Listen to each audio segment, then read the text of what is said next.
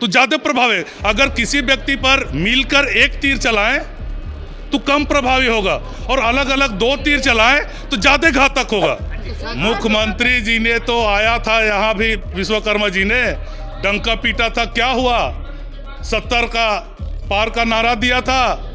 हमारा नारा असम में सरकार को, इस बार असम की सरकार को बदलना है। ये मैं नहीं कह रहा हूं, असम की जनता कह रही है। असम विधानसभा चुनाव से पहले पूर्वोत्तर की राजनीति में एक नया सवाल खड़ा हो गया है। सवाल यह कि क्या झारखंड के मुख्यमंत्री हेमंत सोरेन यहां कांग्रेस का साथ देंगे या फिर बिहार विधानसभा चुनाव की उपेक्षा का हिसाब असम में चुकता करेंगे। क्योंकि कहानी सिर्फ असम के चुनाव की नहीं है, कहानी उस राजनीतिक रिश्ते की भी है जिसमें कभी साथ लड़ने वाले दल आज एक दूसरे को परख रहे हैं। असम में कांग्रेस चाहती है कि विपक्षी वोट एकजुट हों ताकि बीजेपी को यहां कड़ी चुनौती दी जा सके, लेकिन जेएमएम अब यहां सिर्फ सहयोगी की भूमिका में नहीं दिखना चाहता, बल्कि वो खुद की राजनीतिक जमीन यहां तलाश कर रहा है। पिछले कुछ महीनों में झारखंड के मुख्यमंत्री हेमंत सोरेन ने लगातार असम में कई रैलियां की हैं, चाय बागान इलाकों में सभाएं की, आदिवासी समाज से संवाद किया और बीजेपी सरकार पर सीधे सीधे हमले किए। दरअसल असम की राजनीति में एक बड़ा फैक्टर है चाय बागान, यानी श्रमिकों का वोट बैंक।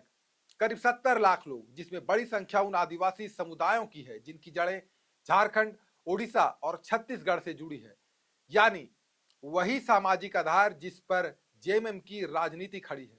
इसलिए जेएमएम अब असम में संगठन विस्तार की रणनीति पर काम कर रहा है और संकेत मिल रहे हैं कि पार्टी कई सीटों पर अपने उम्मीदवार भी उतार सकती है। लेकिन इसी बीच कांग्रेस की नजर भी नेतृत्व में जो सरकार चल रही है, भाजपा को की उस सरकार को हम लोग उखाड़ फेंके। तो क्या हेमंत सोरेन साथ होंगे वहाँ, क्योंकि अब तक बातचीत बंद आप देख रहे हैं हमारे पार्टी की ओर से सकारात्मक पहल किया गया है और महागठबंधन का हिस्सा है जेएमएम, इंडिया गठबंधन के भी हिस्सा है वो, तो हम लोग जरूर इस बात के लिए आशान्वित हैं कि उनका हम लोगों को सकारात्मक सहयोग मिलेगा।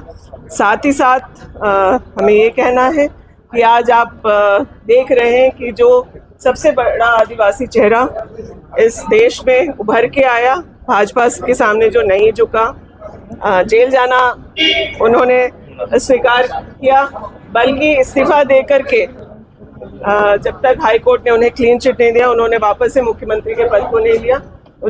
सिर्फ झारखंड और असम के नहीं, पूरे देश के जो जनजातीय समूह के लोग हैं, वो लोग प्रेरणा के तौर पर हेमंत सोरेन जी को देखते हैं, तो उनके वहां जाने से वहां के भाजपा की सरकार को उखाड़ फेंकने में बहुत मदद होगी। कांग्रेस की यह उम्मीद इसलिए भी है क्योंकि असम में मुकाबला मुख्य रूप से बीजेपी और कांग्रेस के बीच रही है। अगर विपक्षी वोट बटे तो फायदा सीधे बीजेपी को मिल सकता है, लेकिन इस राजनीतिक कहानी का एक पुराना अध्याय भी है जिसका नाम है बिहार विधानसभा चुनाव। जब बिहार में महागठबंधन की सरकार बनाने की लड़ाई की जा रही थी, तब कांग्रेस और आरजेडी ने जेएमएम को सीटें देने से लगभग इनकार कर दिया था। तर्क था कि बिहार में पार्टी का जनाधार सीमित है और पार्टी आदिवासी वोट बैंक वहां निर्णायक नहीं है, यानी उस वक्त महागठबंधन धर्म से ज्यादा अहम था चुनावी गणित। और अब तस्वीर उलट है। असम में आदिवासी और चाय जनजाति का वोट कई सीटों पर असर डाल सकता है और यही वजह है कि कांग्रेस अब जेएमएम के साथ तालमेल चाहती है। कुपेक्षा पूर्ण दृष्टि से देखा जा रहा है, आदिवासी का दर्जा नहीं दिया जा रहा है। जिस तरह से हेमंत जी ने यहाँ आकर इलेक्शन के समय बरगलाने का काम किया था, इस बार हम भी असम जा रहे हैं अपने आदिवासी समुदायों के समर्थन में, उनको हक दिलाने के लिए। आदिवासी पूरा देश का है, सुप्रीम कोर्ट ने इस बात को माना है, जेनेटिक शोध ने इस बात को माना है, पुरातत्व विभाग ने माना है, सभी पार्टियां मान रहे हैं कि आदिवासी समुदाय पहला निवासी है झारखंड के।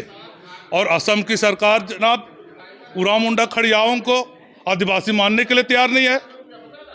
इस बार असम में आदिवासी तैयार हैं और आदिवासी से लगाव रखने वाले, प्रेम रखने वाले सभी तैयार हैं। इस बार असम में करारा जवाब जनता देगी। मुख्यमंत्री जी ने तो आया था यहाँ भी, विश्वकर्मा जी ने डंका पीटा था, क्या हुआ? 70 का पार का नारा दिया था। हमारा नारा असम में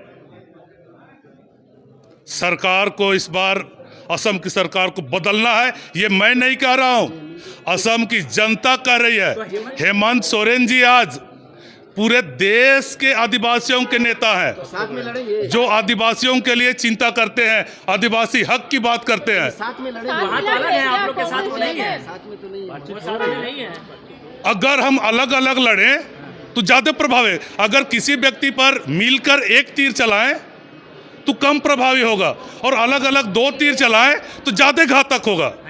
लेकिन सवाल अभी भी कायम है, क्या हेमंत सोरेन कांग्रेस के साथ आएंगे या फिर असम में अपने संगठन को मजबूत करने के लिए अलग राह चुनेंगे? क्योंकि जेएमएम ने पहले ही असम की एक क्षेत्रीय पार्टी के साथ तालमेल के संकेत दे दिए हैं और आदिवासी इलाकों में मजबूत उपस्थिति बनाने की कोशिश भी शुरू कर दी है। राजनीतिक विश्लेषकों का मानना है कि अगर जेएमएम असम में प्रभावी प्रदर्शन करता है तो यह सिर्फ एक चुनावी प्रयोग नहीं होगा, बल्कि राष्ट्रीय राजनीति में आदिवासी नेतृत्व के विस्तार की शुरुआत भी हो सकती है। यानी असम चुनाव में असली मुकाबला सिर्फ बीजेपी और कांग्रेस के बीच नहीं होगा, बल्कि यह भी तय होगा कि क्षेत्रीय राजनीति में अपनी ताकत कैसे बढ़ाते हैं।